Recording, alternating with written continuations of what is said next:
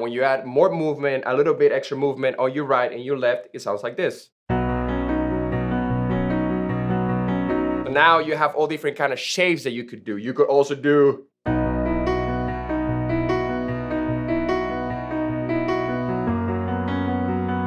So it's kind of like different approaches. If you've been asking yourself and saying, I want to have a better sound to my playing, I want to open up a little bit my chords or sound a little bit bigger, well, this video is for you, because today I'm going to teach you how to play more interesting chords. There's a couple things that you can do, but the first thing that we're going to talk about is how I open and break down my chords. For this first part, I'm going to pick the key of D. And I'm gonna talk about a little bit, my approaches to break down the chords and the things that I do to make it sound a little bit interesting. For example, I can play the chord of D this way. I can also play the chord of D this way. And you can start hearing how it starts sounding a little bit different.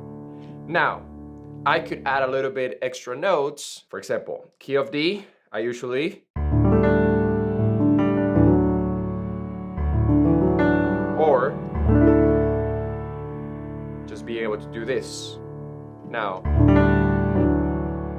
when it comes to a 1/3 or D over F sharp,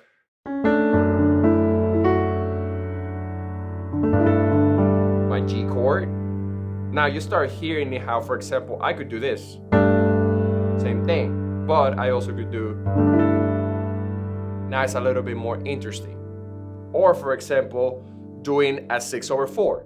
That for me sometimes it sounds good. Again, everything when it sounds good, it doesn't have to be all the time this way, but I'm just giving you a little tips and heads up of like, okay, this is how my approach is. For example, when you have a tonic pad and it's floated around, you have some pads under it. Right now I just only have my piano and some tiny pads. I'm gonna put the pads a little bit louder. Again, for example, my 6 chord.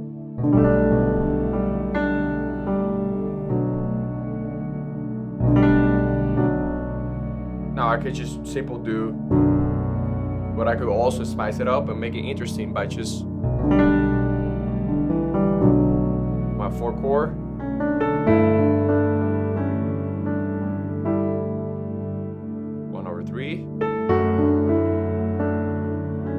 Now I'm gonna do my 2 with the 4. I mean, you can see the complex, and it's not too complex of a chord.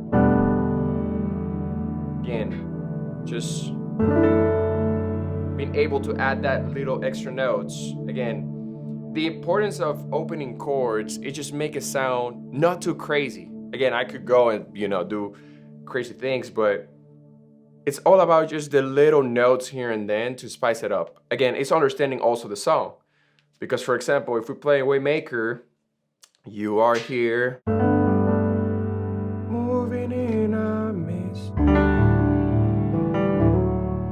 I worship you,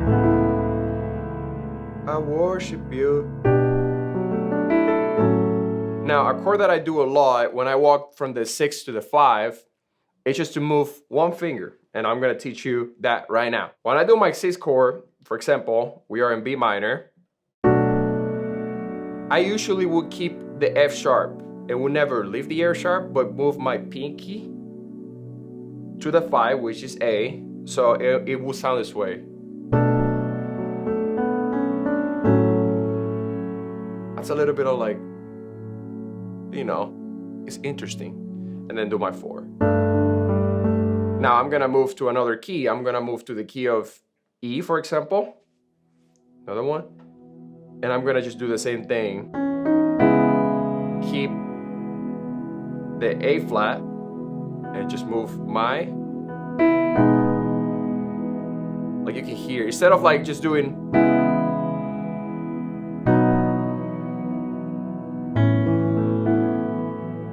where you do that 6,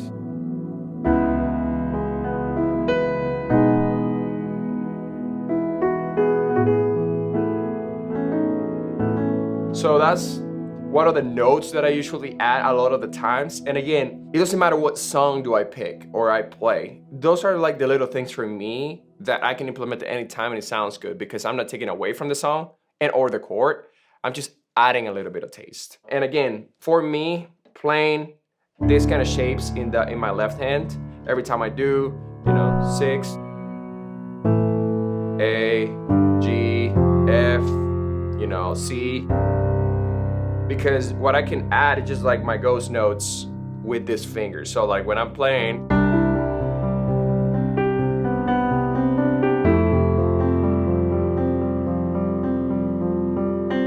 and if this is new to you, or you feel like kind of like intimidating and you're like, oh, this is too much for me, can you simplify a little bit more? I can do that. I'm gonna play the key of C and I'm gonna show you two things. First is one thing that I do that is common for resolving chords or just having at one chord. I'm gonna play in the key of C in the most simpler way, and I'm only gonna add one note. So I'm gonna play the key of C, the key of C. Now, I'm gonna add just the key of B, and you're gonna sound the difference of it. Now it sounds, oh, you know, you're trying to finish a song.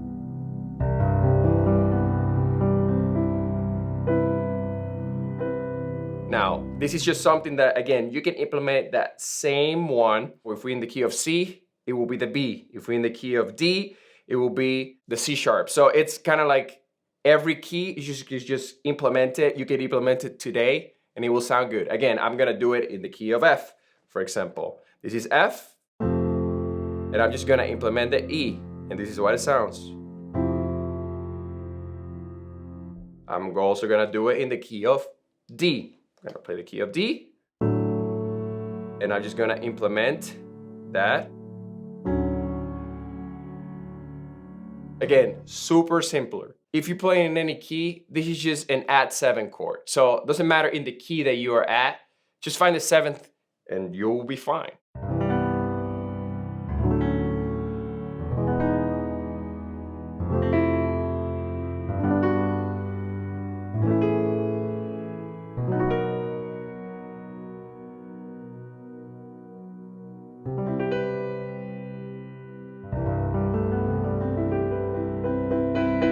Now, the second point comes to something that I started doing many years ago when I just start finding who I was as a keys player. When I start utilizing my left hand, I start understanding when it came to like arpeggiator, especially in the worship world, it's very important because one, it creates a different feel to the song. It sounds bigger in your sound, even though you're just pressing 3 notes.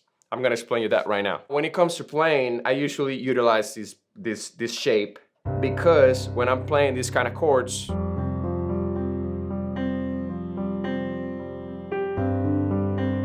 now you'll notice that I switch from my thumb to my point finger. And I do that very naturally now because I have developed that. But when it comes to playing, you know, just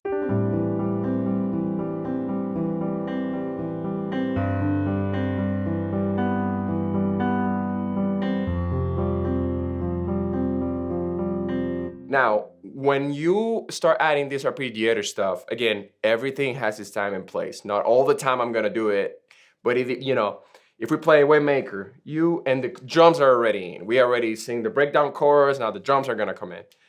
You are here, moving in now.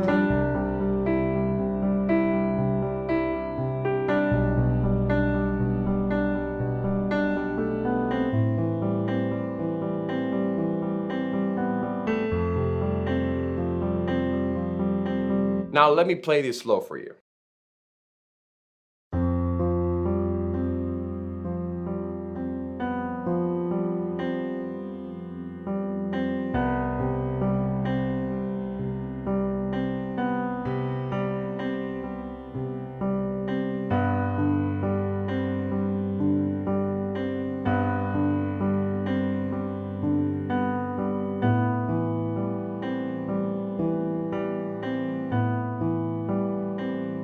Speed it up.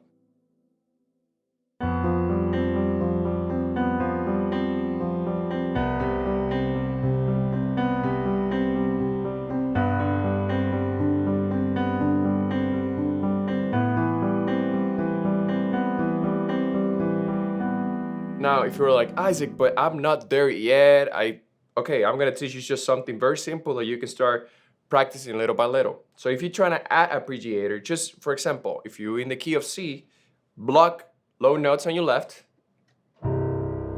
Now you start adding these 3 notes.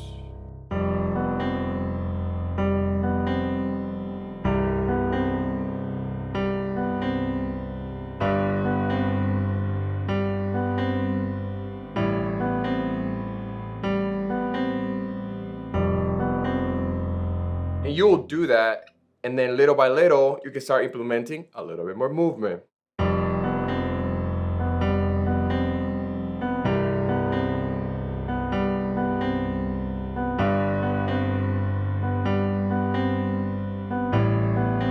Again, arpeggiators is about of repetitive. It gets boring, but it's also very complex in the sense of like, you have to repeat the same movement over and over and over again. So when you do that by the 4th time, you're like, okay, I am getting tired of this. But that is the complexity of playing arpeggiator. So you start playing, understanding like arpeggiator stuff, it's gonna get boring at one point, but also it adds a lot to your team, and your team will also really appreciate that. Again, everything takes practice. When I started implementing this, it just didn't came naturally. No, I practice at home, and then eventually start bringing that to church. Now, also a lot of people have asked me, yeah, well, when you do arpeggiator, sometimes you do like, you know, when the song is building and you try to create tension. For example, the song Gratitude. When it's in the bridge, I usually will add like a cool arpeggiator that I will never get out of it. I just get stuck in there, and just, that will be the whole bridge. For example, I'm gonna pick the key of B for this song. And usually when we go to the bridge, I go to octaves and just go block this arpeggiator stuff. Don't you get shy of me, you gotta lie. Get up and praise the Lord. And I don't have to get out of it. Instead, after the song increases more, then I move to an octave. Don't you get shy of me. It all depends on what I'm feeling that day, or what the band is, or what the feel is. But I could be, for example, going back to that point, I can just do. Now I'm utilizing my thumb. So now I have an extra ghost notes.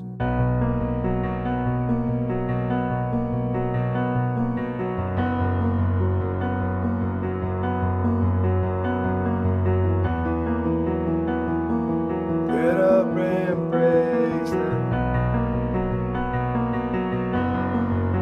Now, because I'm doing that, I can also invert it. So I can be.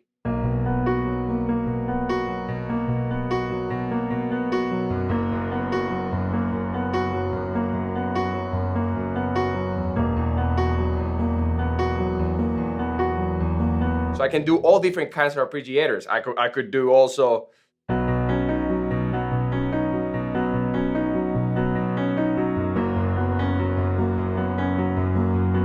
Now, the difference between using my thumb is like, for example,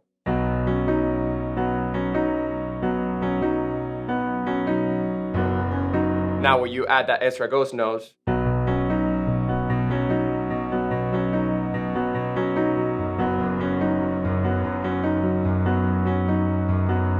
now when you add more movement, a little bit extra movement on your right and your left, it sounds like this.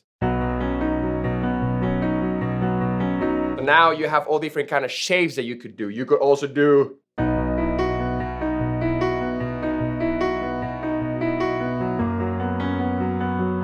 So it's kind of like different approaches, and it's all about finding the right thing at the right time. You want to give a different feel, or you're trying to give just stay locked in, just three notes the whole entire time, block super low on your left. Again, always about finding what you're trying to do, what is best for your team. So those are my two big points that I wanted to point out when it comes to broken down chords and also arpeggiating. And if you're looking more videos about arpeggiating, playing chords, we're gonna have all those videos in the description. We have a lot of tutorials that can be helpful for you, for your team. So go check them out.